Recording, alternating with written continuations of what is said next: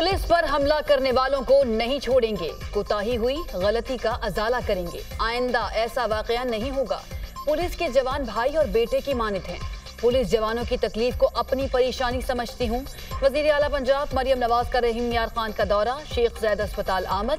डाकुओं के हमले में जख्मी पुलिस एहलकारों की अयादत की, जल्द सेहतयाबी के लिए दुआ। हौसले बुलंद हैं, ठीक होकर फिर मुकाबला करेंगे। आमने दुश्मनों से लड़ते रहेंगे। जख्मी सिपाही बिलाल की मरियम नवाज से गुफ्तगू। वजीर आला पंजाब की सिपाही को शाबाश, बुलंद हौसले को सराहा। वजीर आला पंजाब की शोहदा के अहले खाना से भी मुलाकात। पुलिस एहलकारों की शहादत पर गहरे दुख का इजहार। शोहदा के वरसा आबदीदा हो गए। मरियम नवाज ने पुलिस शोहदा के गमजदा लवाहिकीन को दिलासा दिया। हर शहीद कौम का हीरो है। सोगवार खानदानों की भरपूर किफालत की जाएगी। शोहदा के बच्चों को मुफ्त तालीम, घर और नौकरी भी दी जाएगी। वजीर आला पंजाब की यकीन दहानी।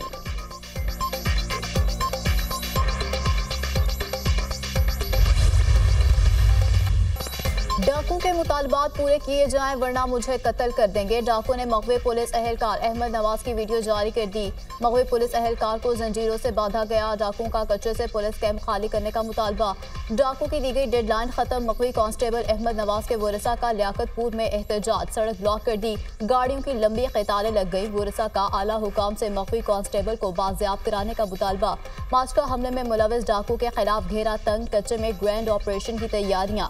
घोटकी समेत सरहदी इलाकों में सिक्योरिटी सख्त, इजाफी नफरी तैनात। सादिकाबाद में पुलिस पर हमले से कबल फसलों में छुपे डाकू की वीडियो सामने आ गई। डाकू को कमात की फसल में पुलिस के इंतजार में बैठे देखा जा सकता है। तमाम डाकू जदीद असलहे से लैस थे।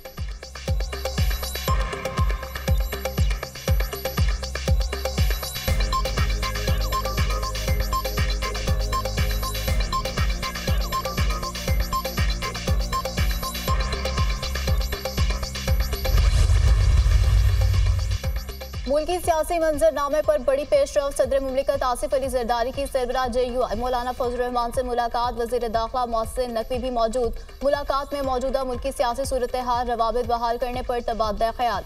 सदर मुमलिकत ने आइंदा हफ्ते होने वाली अहम कानून साजी पर एतमाद में लिया। आसिफ जरदारी ने मौलाना फजल रहमान को बंदूक का तोहफा भी पेश किया।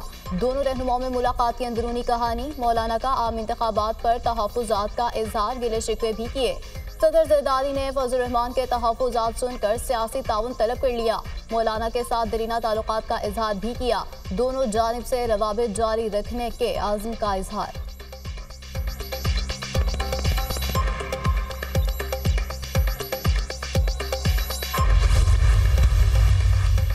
हुकूमत का पार्लियामेंट का मुश्तरका इजलास तलब करने का फैसला। पार्लियामेंट का मुश्तरका इजलास आइंदा हफ्ते होगा।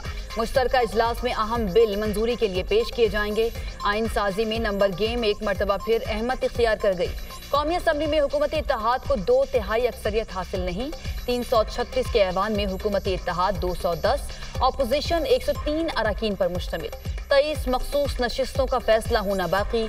ऐवान बाला में JUI की अपोजिशन में जाने से नंबर गेम चेंज। सेनेट में हुक्मरान इत्तेहाद के नंबर 59 रह गए। अपोजिशन इत्तेहाद का नंबर 21 से बढ़कर 26 हो गया। आईनी तरमीम के लिए सेनेट में 64 अरकान की हिमायत दरकार।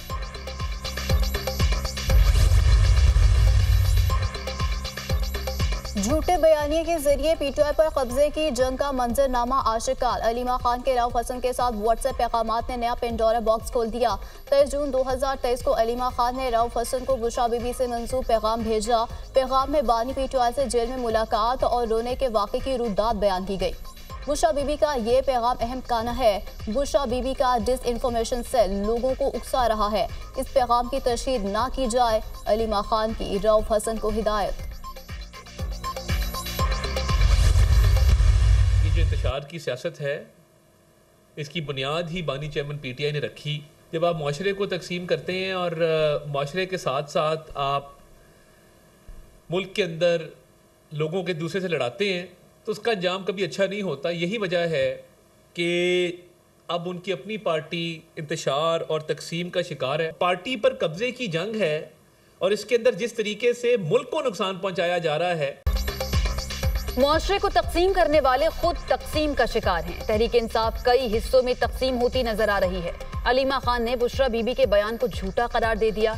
नफरत की सियासत का अंजाम अच्छा नहीं होता। पार्टी पर कब्जे की जंग में आप मुल्क का नुकसान कर रही हैं। बुशरा बीबी की कोशिश है पार्टी पर उनकी गिरफ्त मजबूत हो। वजीर इत्तलात अताउल्लाह तारड़ की प्रेस कॉन्फ्रेंस।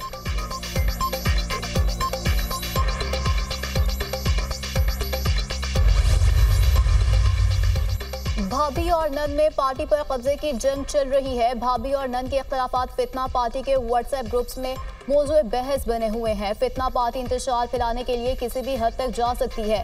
बानी पीटीआई और बुशरा बीबी के प्रोपेगेंडो से अब कुछ भी बच नहीं। मजहब कार्ड, गद्दारी कार्ड के बाद पेशे खिदमत है मजलूमियत कार्ड। वजीर इत्तलात पंजाब उस्मा बुखारी का अलीमा खान और राउफ हसन की व्हाट्सएप चैट पर रद्द-ए-अमल।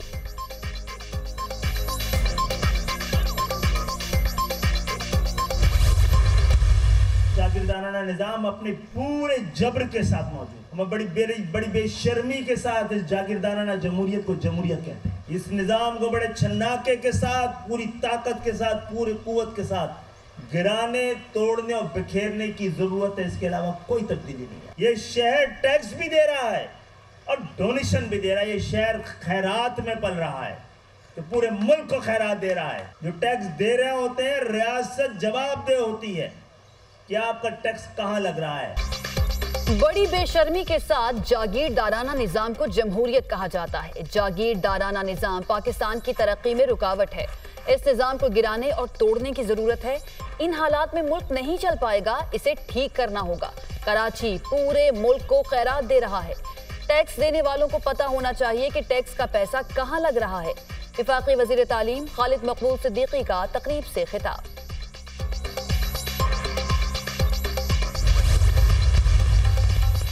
कराची टैक्स और चंदा दोनों दे रहा है। एमक्यूएम ने ताजरों और कुर्बानी की खालों की सूरत में जो चंदा जमा किया उसे भी याद रखे।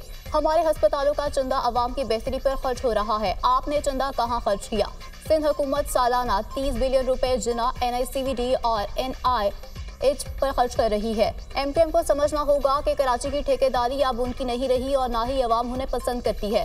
कराची अब नफरत, तंग नजरी और मायूसी से बाहर निकल चुका है। अब उसे पीछे धकेलने की कोशिश ना करें। वजीर तवानाई से नासिर हुसैन शाह का खालिद मकबूल सिद्दीकी को जवाब।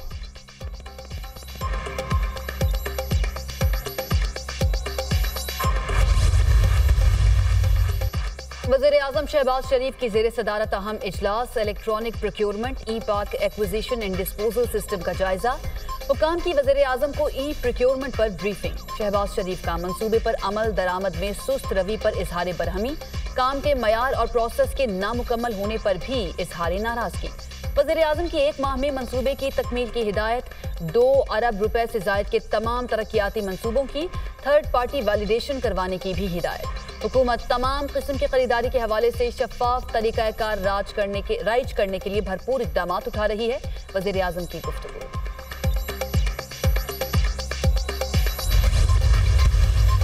यूटिलिटी स्टोर की इसमें कोई शक नहीं कि उसको थोड़ा सा रिस्ट्रक्चरिंग कर रहे हैं, थोड़ा बेहतर कर रहे हैं।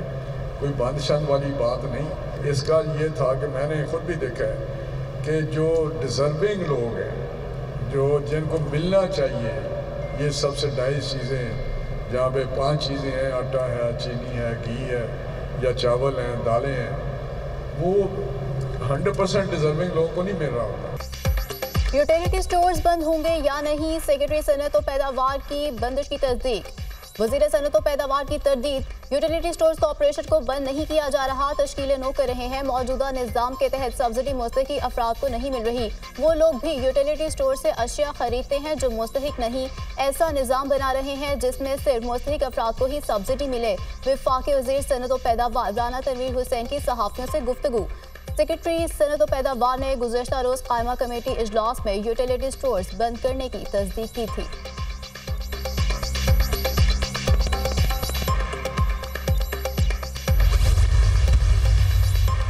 यूटिलिटी स्टोर्स बंद करना नाअहल हुकूमत की गरीब दुश्मन पॉलिसी है। महंगाई से परेशान गरीब आवाम कहाँ जाएं?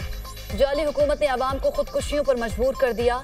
नाअहल टोले ने गरीब आवाम पर जमीन तंग कर दी। नाअहल हुकूमत इश्तिहारी मुहिम पर अरबों रुपए खर्च कर रही है, मगर यूटिलिटी स्टोर्स के लिए पैसे नहीं। महंगाई की सताए आवाम को रिलीफ से भी महरूम कर दिया गया। यूटिलिटी स्टोर्स बंद करने से हजारों खानदानों का जरिया मुआश छिन गया। मुशीर इत्तलात केपी, बैरिस्टर डॉक्टर सैफ के तनकीदी बात, यूटिलिटी स्टोर्स की मुमकिना बंदिश पर शहर शहर मुलाजमीन सरापा एहतजाज, हुकूमत के खिलाफ नारेबाजी, यूटिलिटी स्टोर्स को बंद न करने का मुतालबा।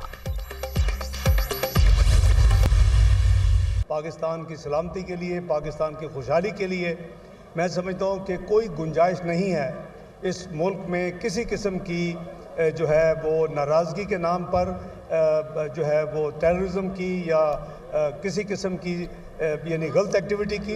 एक चीज़ है जो कि रेड लाइन है, वो है कि पाकिस्तान की सलामती पे वार, सिक्योरिटी अदारों के ऊपर वार, यानी उस हद तक चले जाएंगे तो मैं समझता हूँ कि अपने लिए कोई गुंजाइश नहीं छोड़ते। बदकिस्मती है वो मुल्क जो G20 की तरफ जा रहा था वो 4 साल के कलील अरसा में 47वीं मईशत गिर के बन गया। पंजाब ने एक बड़ी मेहनत करके, हिम्मत करके 14 रुपए फी यूनिट कम किया है, तो आप दूसरे सूबों पे इसको ज़बरदस्ती ठोंस नहीं सकते।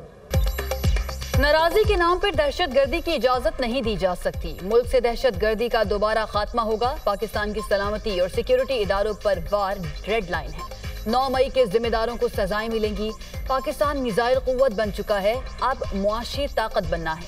G20 की तरफ जाने वाला मुल्क गिरकर 47वीं मईशत बन गया। पीपल्स पार्टी के साथ कोई ऐसा मसला नहीं जो हल तलब नहीं। पंजाब ने हिम्मत करके बिजली की कीमतों में कमी की, ये फैसला दूसरे सूबों पर ठोस नहीं सकते। जलसे की जगह और दिन का तयन ऐसा हो जिससे आवाम को मसला ना हो। नायब वज़ीर आज़म इसहाक डार की मीडिया टॉक। भारतीय वज़ीर-ए-आज़म नरेंद्र मोदी के तैयारे ने पाकिस्तान की फ़िज़ाई हदूद इस्तेमाल की। भारतीय वज़ीर-ए-आज़म का तैयारा 46 मिनट तक पाकिस्तान की फ़िज़ाई हदूद में रहा। भारतीय वज़ीर-ए-आज़म पोलैंड से दिल्ली वापस जा रहे थे। भारतीय तैयारा सुबह 10:15 से 11:01 तक पाकिस्तान की हदूद में रहा। Civil aviation.